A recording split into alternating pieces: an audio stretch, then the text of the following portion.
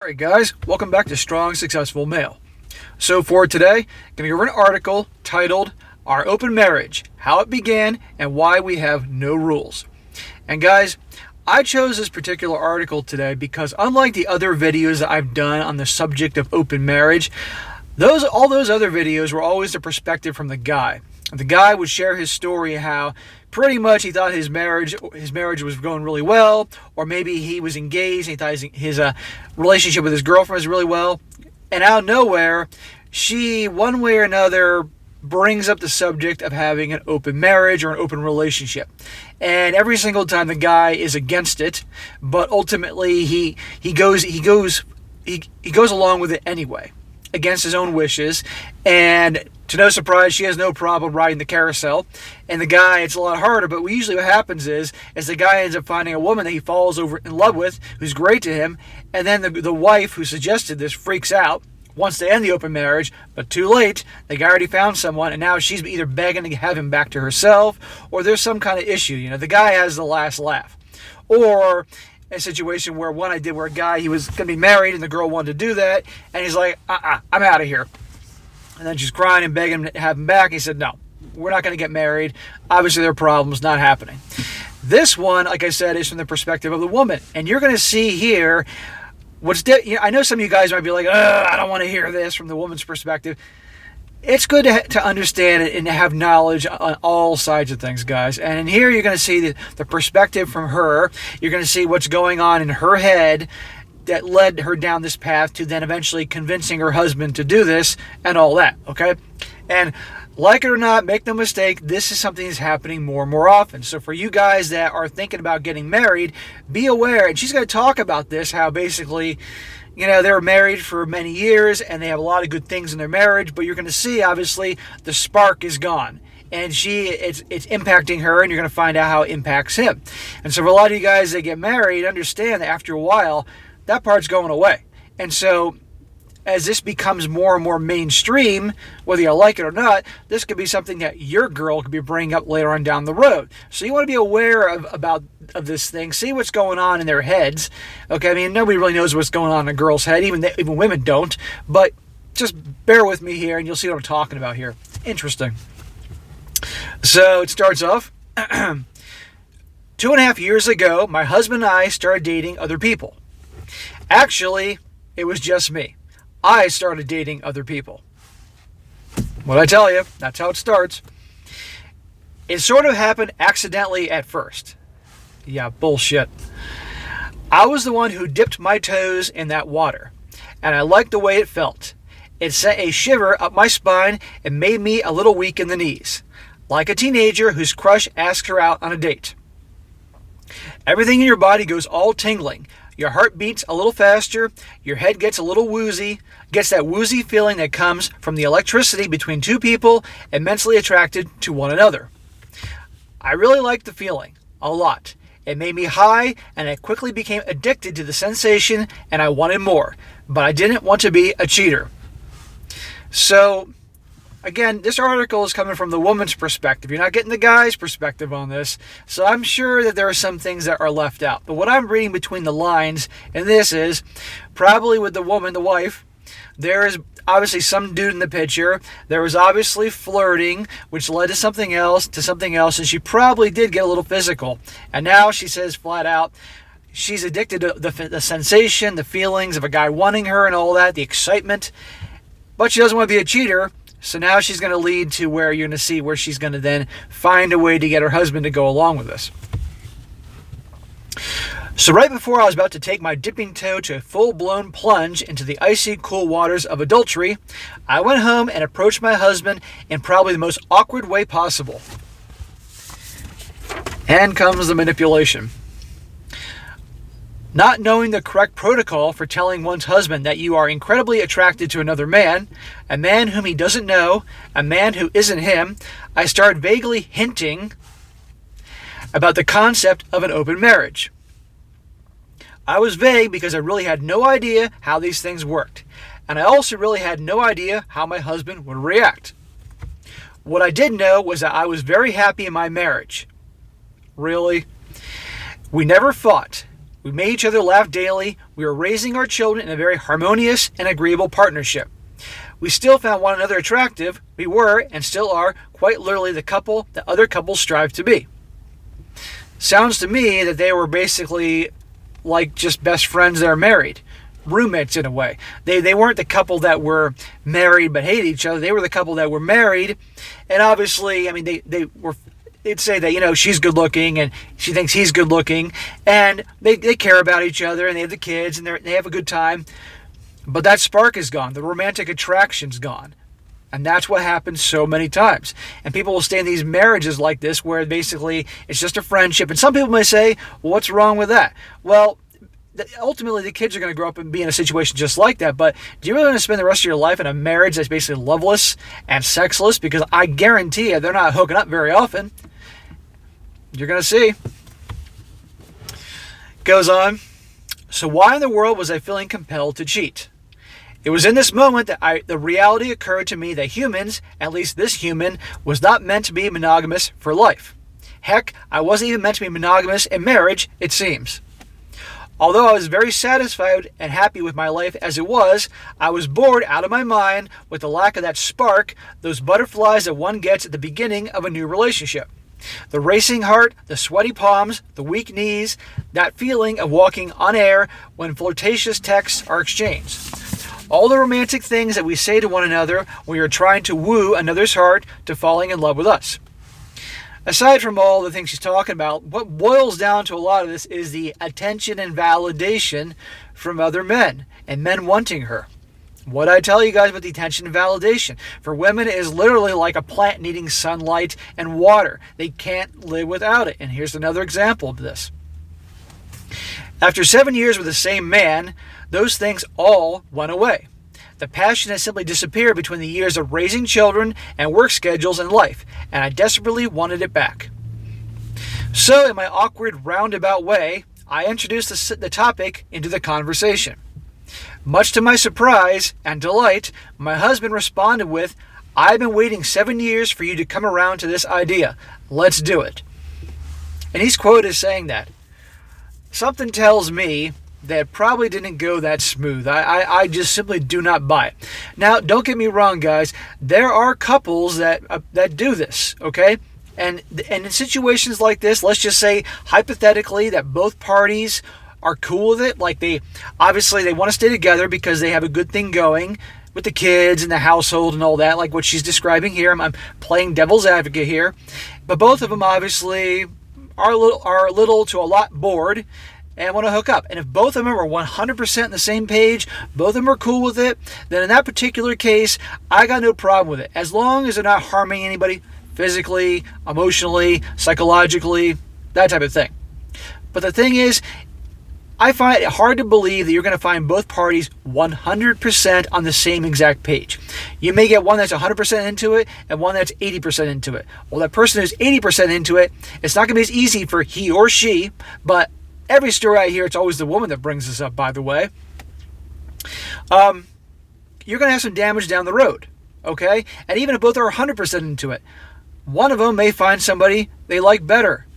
The dude may fall in love with the girl, or the guy or the girl may fall in love with a different guy. So someone's going to end up hurt one way or another. And so when it gets to the point where someone or even both want to have the open marriage, you got to really question, why are you doing this in the first place? But like I said, I have a very live and let live attitude. I think, again, people should be able to do what they want, what makes them happy. Again, if they're not harming anybody else physically, emotionally, mentally, psychologically, So it goes on. Clearly, he is also not a monogamous human. Why do they say this? Just human. I wonder where that would have left us if we both had admitted that from the very beginning of our relationship. And so with my husband's blessing, on a random Monday morning, I went off to have sex with another man. I just call bullshit on this. It just doesn't, this is just too smooth, too easy. My husband kissed me on the head and said, "Have fun. I can't wait to hear all about it." Get the hell out of here. I had not seen another man's naked body or exposed my own nakedness in front of a man in 7 years. She's acting like 7 years is 70 years. I would like to know what she was like before she got married. To say it was intimidating is an understatement. Intimidating yet exciting. Scary as hell, but exhilarating beyond anything this stay-at-home mom has ever done. Stay-at-home mom. We had sex for hours. 5 hours to be exact. What was she hooking up with, a porn star? Good Lord. Touching, kissing, exploring, learning, pleasing one another in ways that were new and unfamiliar. Through this experience, I was able to feel sexy again. Alive, passionate, desirable, wanted. Not that my husband didn't do everything in his power to make me feel these things every day, always complimenting, caressing, kissing, and loving me without condition, but for some reason, my husband's attempts were not quite enough to make me feel it all in my core. He could no longer make my knees buckle beneath the weight of the desire. What have I told you guys? That no matter what you do, what you say, what you try, you cannot make women happy. But now there was another man. A man who didn't know all of my ugliness and my very worst moments. A man who simply just wanted me. He wanted me entirely. So I gave myself to him, and it was glorious. I gotta wonder, does she give herself in these ways? Obviously, this guy's getting all the freaky shit to her husband. Or at least in the beginning. I have to question that. Then I went home after 5 hours of crazy, passionate, new sex with a man who was barely an acquaintance, and I had the most incredible, earth-shaking, raw, and intense sex with my husband. And there it was, that old familiar spark that we all seem to chase. For our entire married lives, I had found it in 2 places at once, on the same day. Again, I question a lot of this, but let's just say for our argument's sake that she's not lying or not greatly exaggerating the story or the truth. There are a lot of interesting people that are into a lot of things. So maybe on some weird level, this got them both hot and they're more passionate about it. Okay, fine. But still, you got to question. And so it began, our journey into an open marriage. For about 5 months, I continued on with this other man, sneaking around to capture brief moments of intimacy. Sneaking around because, God forbid, anyone else should discover that what we were doing. What would people say? They would whisper that I was having an affair because they would never grasp the concept that my husband was actually okay with what I was doing. I still question that. Certainly they would call me all sorts of derogatory names. SLUT, WHORE, sexual deviant, hussy, tramp. Eyebrows would always be raised in my direction as I picked up my children from school. Girlfriends would watch with suspecting eyes if I engaged in innocent conversations with their husbands. You bet your ass the women are going to be watching her, guaranteed. Having sex with a man other than my husband would clearly mean that I am immoral, dishonest, and completely untrustworthy. So I hid this part of my life away, buried it in the darkest recesses of the closet where all things of sexually alternate nature get buried. For 5 months, I enjoyed the ride. Well, no pun intended. Then I realized there was something missing from this new man. I got bored. Again. I'm not surprised. The sex was good for its newness, but the connection was lacking. It became even clearer that it isn't the sex itself that gives me that high. It's the mental and emotional connection. In that moment of realization, a connection of the most ethereal sort occurred with another man. It happened in an instant within minutes of our first meeting. It was undeniable, irrefutable, and so completely obvious that it filled the entire room. The problem was, however, that the man was engaged in an affair with my best friend. Uh-oh. So, what's she going to do? Is she going to choose the new guy, who's purely for hooking up and all that? Or is she going to stay loyal to her best friend? Place your bets now, gentlemen, and see where this is going to go. Things got incredibly messy, and in the end, all sorts of life-changing truths were revealed. She is no longer my friend, and he has been my loyal and faithful boyfriend for 2 years running. Saw that coming. Her best friend, she's gonna go for her guy and spoil that, and destroy her friendship with her best friend to get some more dick. He is the male version of myself. We are connected on so many levels that we simply cannot unravel ourselves from one another. It is the perfect union for us. We enjoy our time together when we can, and we are deeply and passionately in love. And it works without glitches, without jealousy, without expectations or conditions. It has become so natural that I cannot imagine life without the relationship. Well, she has her cake and eat it too situation, but we haven't heard a thing about her husband yet. What's he doing here? Where's his multiple girls? Oh, here we go. In the middle of my falling in love with another man, my husband was falling intensely in love with another woman. Uh-oh. A beautiful, kind, caring woman who quickly and easily became one of my closest confidants. The woman with whom I can discuss the ins and outs of open marriage with ease and no fear of judgment. The woman whom I can trust with all the things hidden in the back of the closet. When she says the woman became one of her closest confidants, this sounds like the saying from The Godfather, keep your friends close but your enemies closer. That's what I think is going on here. There's no way in hell she trusts this woman. And I guarantee you, it seemed like her husband things were going to escalate with him and her, even though like she describes her husband as being in love with her. I think the open marriage would go bye-bye real quick. I trust her around my children. I trust her in my home. I trust her with our secrets. And I trust her with my husband's heart.